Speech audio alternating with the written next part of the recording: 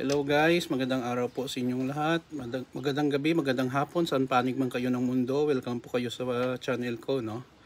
Medyo magpahinga muna tayo sa mga missing sa Bungero kasi halos lahat na mga vlog natin ay patungkol sa kanila. Babalik lang tayo doon, ha. Kasi hanggang ngayon, ang balita ay patuloy pa rin ang pag-recover ng mga buto sa ilalim ng Taal Lake.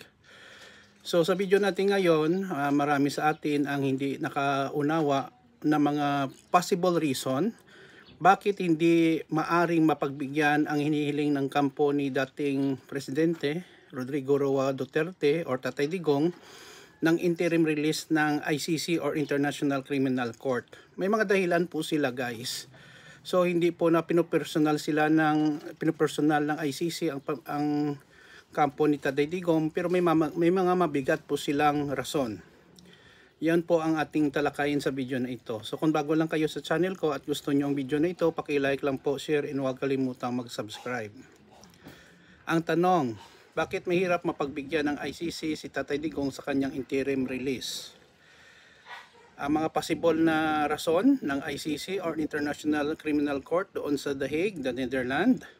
Mahirap mapagbigyan ng International Criminal Court si dating Pangulong Rodrigo Roa Digong Duterte para sa interim release or pansamantalang paglaya dahil sa ilang mahahalagang legal at praktikal na dahilan.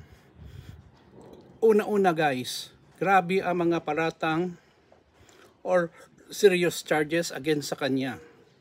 Ang mga kaso laban kay Duterte ay may kinalaman sa crimes against humanity, lalo na kaugnay ng extrajudicial killings during sa kanyang panunungkulang or war on drugs. During that time, marami po ang napapatay na mga drug personalities, mga drug user, mga drug addict, pero wala namang napatay na mga drug lord. Sa ilalim ng war on drugs, sa pananaw ng ICC or International Criminal Court, ito ay mga seryosong krimen na may malawakang epekto sa karapatang pantao. Kahit addict yan, wala po tayong karapatan pumatay kung walang due process at wala namang death penalty dito sa Pilipinas. Napag-alaman natin na ang death penalty ay inabolish way back 2006 sa panahon ng dating presidente si Gloria Macapagal Arroyo. So most likely kung may mahatulang drug pusher or addict, life imprisonment, hindi siya pwede patayin. Dahil dito mas may mataas na pamantayan para mapayag ang pansamantalang makalaya ang isang akusado. Yun po ang unang rason. Ikalawa, panganib ng pagtakbo or pag-iwas sa proseso, flight risk.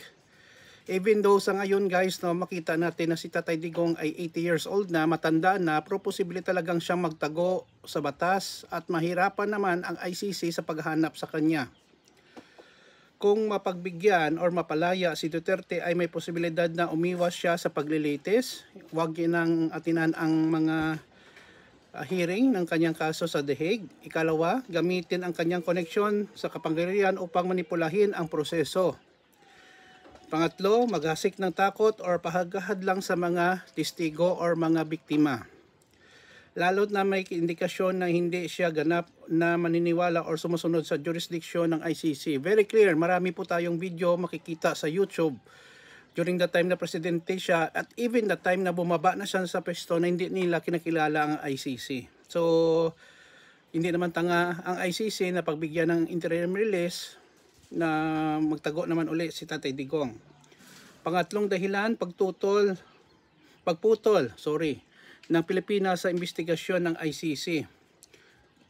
Mula pang bawiin ng Pilipinas ang pagiging membro ng ICC noong 2019 sa panahon pa ni Tatay Digong bilang presidente, tutol na ang gobyerno sa mga investigasyon.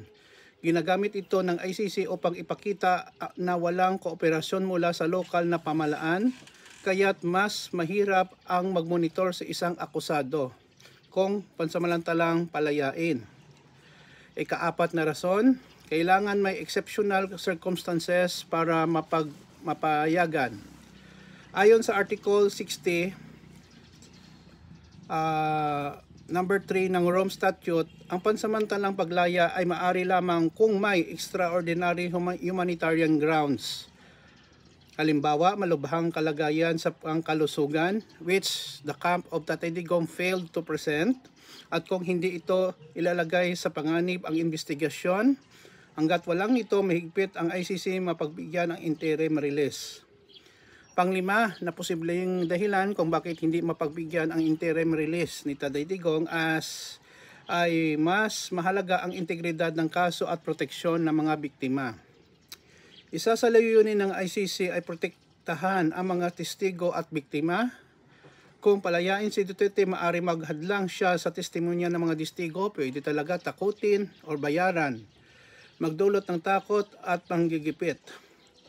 So yun po guys ang 5 possible reason kung bakit hindi mapagbigyan ng interim release si dating Pangulo Rodrigo Roa Duterte ng International Criminal Court or ICC. Sana po minintindihan po tayo at natutunan. Please like, share, and huwag kalimutan mag-subscribe sa channel ko. Maraming salamat po sa inyong panonood at suporta. Ito naman po ang kaibigan nyo si Jake. Paalam. Guys, I love you all. Kita-kita po tayo sa sunod na video.